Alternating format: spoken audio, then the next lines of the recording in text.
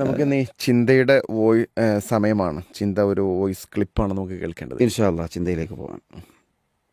ഞാൻ കോഴിക്കോട് നിന്ന് ഒരു ഭീകരനായ കള്ളനെയും കൊണ്ട് മഞ്ചേരി കോടതി പോയിരുന്നു. ഒരു 46 കേസിലെ പ്രതിയാണ്. ഞാൻ ഓനെയും കൊണ്ട് ഇങ്ങനെ ബസ്സിലാണ് പോകുന്നത്. ബസ്സിൽ പോകുമ്പോൾ ഞാൻ ആ പ്രതിയോട് നല്ലോണം വരും. നമ്മളെന്തിനാണ് ഏതാനും പ്രതിയെ നമ്മൾ പോലീസുമായിട്ടാണ് അടി ഓടിക്കേണ്ട നമ്മളെ പണി പോകുന്നതുകൊണ്ട് ഞാൻ പ്രതി തങ്കു എന്നെല്ലാം വിളിച്ചിങ്ങനെ പോയതുകൊണ്ട് തന്നെ ബസ് ആ മൂച്ചിക്കല സ്ഥലത്തെത്തിയപ്പോൾ ഒരു ലോറി വന്ന ഒരു ഒറ്റ ഇടിയാണ് ബസ്സിൽ. ഞാൻ അതിൻ്റെ ഉള്ളിലൊക്കെ പെട്ടുപോയി. ഈ കൈ മുറിഞ്ഞങ്ങ് വീണുപോയി. അന്ന് എന്നെ അടുത്ത് ആരെങ്കിലും ആസ്പത്രിക്ക് എടുക്കുവാൻ വരുന്നോ കൈ മുറിഞ്ഞാണുമ്പോൾ ബോധം കിട്ടും. അവസാനം ഞാൻ നോക്കുമ്പോൾ മേലെ നിന്ന് ഫാൻ ഇങ്ങനെ തിരിയുന്നുണ്ട്. അപ്പം ഞാനിങ്ങനെ വിചാരിച്ചു കൈയും പോയി പണിയും പോയി, എൻ്റെ പേഴ്സും പോയി. പേഴ്സിൽ ഒരു 2500 ഉറുപ്പ്യ ഉണ്ടേനും. അപ്പം ബേക്കിൽ നിന്ന് അശരീരി പോലെ മേലെ നിന്നൊരൊച്ച, പ്രതി പോയിട്ടില്ല, ഞാനാണ് പ്രതി, ഞാനാണ് നിങ്ങളിവിടെ എത്തിച്ചത്, 2500 ഉറുപ്പ്യ പേഴ്സിലില്ല. നോക്കും 320 ഉള്ളൂ. നോക്കും പ്രതിയാണ് സത്യസന്ധൻ. ആ പ്രതിയാണ് എന്നെ ജീവിതത്തിലേക്ക് തിരിച്ചു കൊണ്ടുവന്നത്. അതുകൊണ്ട് ഒരു മനുഷ്യനെയും നിങ്ങൾ വേണ്ടാതെ വിലയിരുത്തരുത്. എല്ലാ മനുഷ്യ ഹൃദയങ്ങളിലും നന്മയുണ്ട്. മാഷാ അല്ലാ. ഒരുപാട് കാര്യങ്ങൾ ചിന്തിക്കേണ്ടതുണ്ട്. നമ്മുടെയൊക്കെ ചില കാഴ്ചപ്പാടുകളെ, കാരണം അവിടെയൊക്കെ ഞാൻ പലപ്പോഴും എനിക്ക് തോന്നിയത് ഇസ്ലാം എത്ര കൃത്യമായിട്ടാണ്, ഇസ്ലാം മാനുഷികമാണ്, മനഃശാസ്ത്രപരമാണെന്ന് തോന്നിയിട്ടുള്ളത്. റസൂലിന്റെ പിന്നെ വീട്ടിൽ പറഞ്ഞ നേരത്തെ ചരിത്രം വായിച്ചു. അതെ അതെ അതുമായി അല്ലേ? അതെ അതെ ഞാൻ പറഞ്ഞേ ഇതുമായിട്ട് കണക്ഷൻ ഉണ്ട് എന്നുള്ളത് ഞാൻ തുടക്കത്തിൽ അതുകൊണ്ട് ഞാൻ അങ്ങനെ പറയാൻ കാരണം, നമ്മളുടെ ആൾക്കാരുടെ ഒരു അവസ്ഥ എന്താണെന്ന് ചോദിച്ചു കഴിഞ്ഞാൽ ശരിക്ക് പാപത്തെയാണ് നമ്മൾ വെറുക്കേണ്ടത്. പാപിയെ വെറുക്കാൻ ഇസ്ലാം പഠിപ്പിച്ചിട്ടില്ലല്ലോ. പാപിയെ വെറുക്കാൻ പഠിപ്പിച്ചിരുന്നെങ്കിൽ അതോടുകൂടി പിന്നെ നമ്മൾ പിന്നെ എല്ലാവരെയും അവഗണിക്കേണ്ടി വരും. ഒരുപാട് ഇന്ന് പാപിയായ ഒരുത്തനാണ് നാളെ അതിൽ നിന്ന് മുക്തമായിട്ട് മാറി വരുന്നത്. അപ്പോൾ നമ്മൾ ഏതൊരു വ്യക്തിയിലും നമുക്ക് പ്രതീക്ഷയുണ്ടാവണം എന്നുള്ളതാണ്. അപ്പോൾ ഒരാൾ ഒറ്റയടിക്ക് ഒരു തിന്മ കാണുമ്പോഴേക്കും അയാൾ ഓനൊന്നിനും പറ്റൂല, ബെടക്കാണ്, നമ്മൾ അയൽപക്കത്തും ചുറ്റുഭാഗത്തും. അതിൽ എനിക്ക് തോന്നുന്നു കേട്ടോ, മലയാളികൾ മൊത്തം ഞാനൊരു കുറ്റപ്പെടുത്തല്ല, നമ്മൾ മലയാളികൾക്ക് പ്രത്യേകിച്ച് അങ്ങനത്തെ ഒരു വിഷയം ഉണ്ടോ എന്ന് തോന്നാറുണ്ട്. കാരണം എന്താ പറയുക, ഇപ്പോൾ ഈ അന്യ സംസ്ഥാന തൊഴിലാളികളായിട്ടുള്ള ആളുകൾ, നമ്മൾ ബംഗാളികൾ അവർ പറയും. പക്ഷേ പലപ്പോഴും നമ്മൾ അവരെ കാണാറുള്ളത് എങ്ങനെ, ബംഗാളിയാണ്, വിശ്വസിക്കാൻ പറ്റില്ല, അങ്ങനല്ലേ.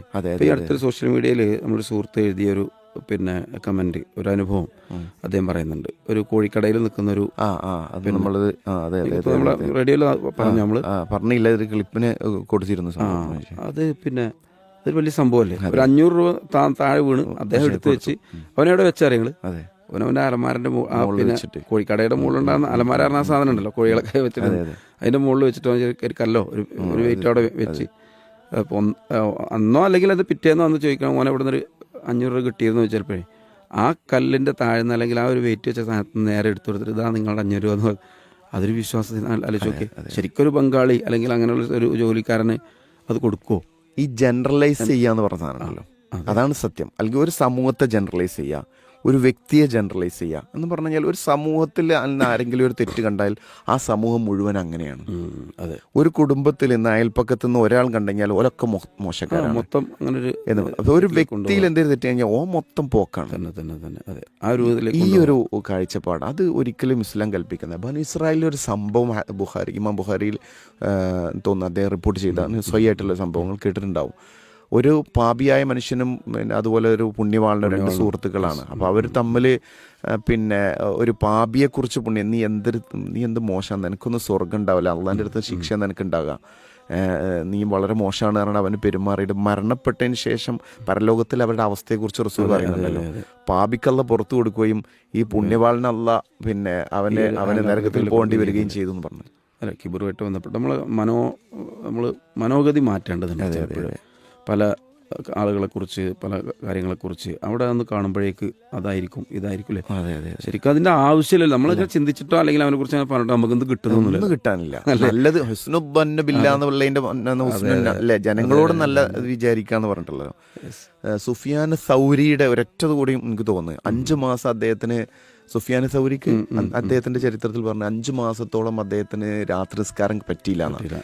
അപ്പോൾ ഈ വലിയ പണ്ഡിതന്മാരും അവരൊക്കെ പലപ്പോഴും അവരെടുത്ത് എന്തെങ്കിലും തിന്മ വരുമ്പോൾ അവർ ആലോചിക്കും അത് എന്തെങ്കിലും ഒരു പ്രശ്നമാണോ എന്നുള്ളത്. അവർക്ക് എന്തെങ്കിലും തൊട്ടടുത്ത് ചെയ്ത എന്തെങ്കിലും ഒരു നന്മ തടയാനുള്ള കാരണം എന്തെങ്കിലും ഒരു തിന്മ ചെയ്തിട്ടുണ്ടാവും എന്നുള്ളതാണ് അവർ ചിന്തിക്കുമായിരുന്നു. അങ്ങനെ അദ്ദേഹം കുറേ ചിന്തിച്ചപ്പോൾ അദ്ദേഹത്തിന് മനസ്സിലായി, അദ്ദേഹം പള്ളിയിലിരിക്കുന്ന സമയത്ത് ഒരാൾ പള്ളിയിൽ നിന്ന് ഇങ്ങനെ നിസ്കരിച്ച് ഇങ്ങനെ കരയുണ്ടാണ്. അപ്പോൾ അയാൾ വിചാരിച്ചല്ലോ കള്ളക്കരച്ചിലല്ല എന്തതൊക്കെ വെറുതെ എന്ന് മനസ്സുകൊണ്ട് വിചാരിച്ചു. ആ ഒരൊറ്റ വിചാരം അവിടുന്ന് അയാൾ തിരിച്ചറിഞ്ഞു. അതാണ് എനിക്ക് നിസ്കരിക്കാൻ പറ്റാതെ പോയതെന്ന്. 5 മാസക്കാലം എന്ന് അദ്ദേഹത്തിൻ്റെ ചരിത്രത്തിലുണ്ട്. അപ്പോൾ അതൊക്കെ പരസ്പരം ഞാൻ തുടക്കം പറഞ്ഞില്ലേ, ഇപ്പോൾ ഇതും ആളുകളുടെ നന്മകളെ നമ്മൾ കാണുക, തിന്മയെ നമ്മൾ ഒഴിവാക്കിയാൽ മതി. തിന്മയെ അവരെ നന്മ ഇത് ഇപ്പം ഈ ഒരു കള്ളനെ കുറിച്ച് പറഞ്ഞില്ലേ, അങ്ങനെയുള്ള ഒരു ആരെയും അകലെ നിന്ന് നോക്കി വിലയിരുത്തരുത്.